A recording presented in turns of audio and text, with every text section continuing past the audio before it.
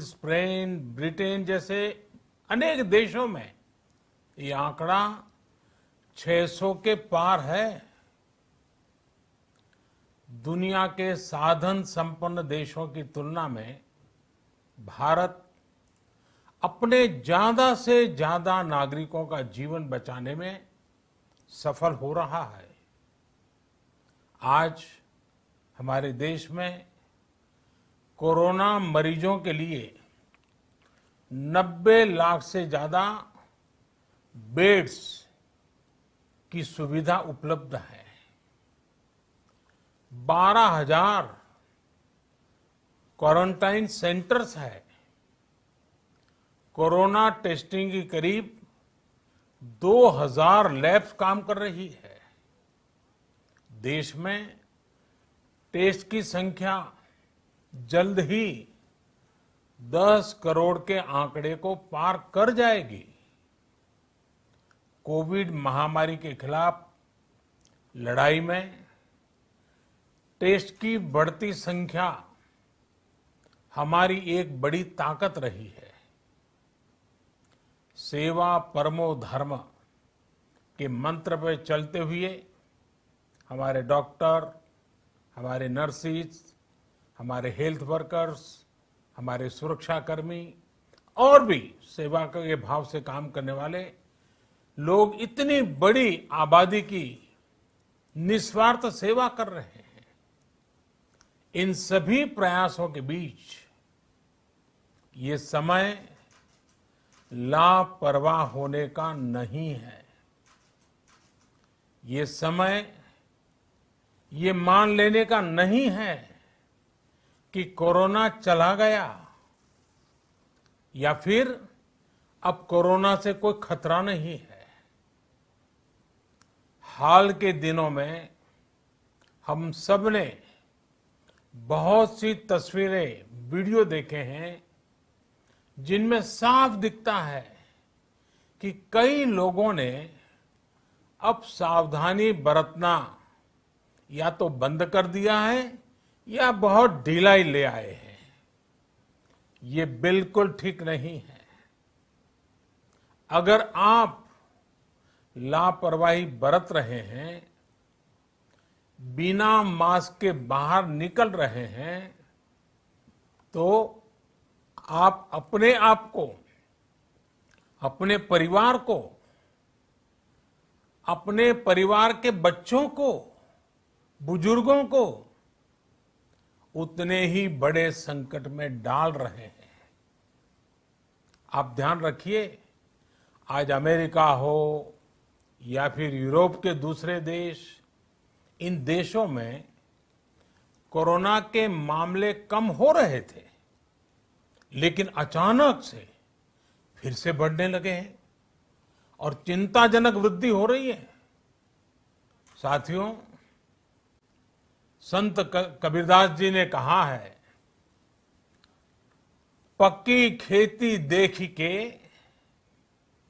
पक्की खेती देखी के गर्व किया किसान, अजहू जोला बहुत है, अजहू जोला बहुत है, घर आवे तब जान। अर्थात कई बार हम पक्की हुई फसल देखकर ही अति आत्मविश्वास से भर जाते हैं कि अब तो काम हो गया, लेकिन जब तक फसल घर न आ जाए तब तक काम पूरा नहीं मानना चाहिए। यही कबीरदास जी कह के गए हैं। यानी जब तक सफलता पूरी न मिल जाए, लापरवाही नहीं करनी चाहिए। साथियों, जब तक इस महामारी की वैक्सीन नहीं आ जाती, हमें कोरोना से अपनी लड़ाई को रत्ती भर भी कमजोर नहीं पड़ने देना है। बरसों बाद हम ऐसा होता देख रहे हैं कि मानवता को बचाने के लिए युद्ध स्तर पर पूरी दुनिया में काम हो रहा है। अनेक देश इसके लिए काम कर रहे हैं। हमारे देश के वैज्ञानिक भी वैक्सीन के लिए जी जान से जुटे हैं। भारत में अभी कोरोना की कई वैक्सीन पर काम चल रहा है। इनमें कुछ एडवांस स्टेज पर है, आशास्पद स्थिति दिखती है। साथियों, कोरोना की वैक्सीन जब भी आएगी, वो जल्द से जल्द प्रत्येक भारतीय तक कैसे पहुंचे, इसके लिए भी सरकार की तैयारी जारी है।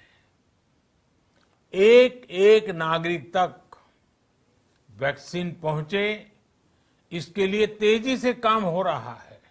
साथियों, रामचरितमानस में बहुत ही शिक्षाप्रद बातें हैं, सीखने जैसी बातें हैं, लेकिन साथ साथ अनेक प्रकार की चेतावनियां भी हैं। जैसे रामचरितमानस में बहुत बड़ी बात कही गई है, रिपु रुज पावक पाप। रिपु रुज पावक पाप प्रभु अहि गनीय न छोट करी। अर्थात आग, शत्रु, पाप यानी कि गलती और बीमारी, इन्हें कभी छोटा नहीं समझना चाहिए। जब तक इनका पूरा इलाज न हो जाए, इन्हें हल्के में नहीं लेना चाहिए। इसलिए याद रखिए, जब तक दवाई नहीं, तब तक ढिलाई नहीं। त्योहारों का समय हमारे जीवन में खुशियों का समय है, उल्लास का समय है। एक कठिन समय से निकलकर हम आगे बढ़ रहे हैं।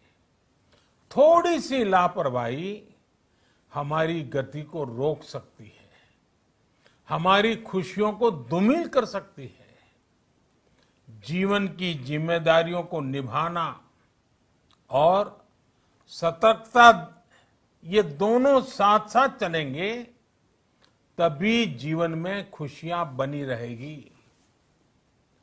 2 गज की दूरी, समय समय पर साबुन से हाथ धुलना और मास्क लगाना, इसका ध्यान रखिए। और मैं आप सबसे करबद्ध प्रार्थना करता हूं, आपको मैं सुरक्षित देखना चाहता हूं, आपके परिवार को सुखी देना चाहता हूं। ये त्योहार आपके जीवन में उत्साह और उमंग भरे, ऐसा वातावरण चाहता हूं। और इसलिए मैं बार बार हर देशवासी से आग्रह करता हूं। मैं आज अपने मीडिया के साथियों से भी, सोशल मीडिया में जो सक्रिय हैं उन लोगों से भी बड़े आग्रह से कहना चाहता हूं कि आप जागरूकता लाने के लिए, इन नियमों का पालन करने के लिए जितना जन जागरण अभियान करेंगे, ये आपकी तरफ से देश की बहुत बड़ी सेवा होगी। आप जरूर हमें साथ दीजिए, देश के कोटि कोटि जनों को साथ दीजिए। मेरे प्यारे देशवासियों, स्वस्थ रहिए, तेज गति से आगे बढ़िए और हम सब मिलकर के देश को भी आगे बढ़ाएं। इन्हीं शुभकामनाओं के साथ नवरात्र, दशहरा, ईद, दीपावली, छठ पूजा, गुरु नानक जयंती समेत सभी त्योहारों की सभी देशवासियों को एक बार फिर से बहुत बहुत बधाई देता हूं। धन्यवाद।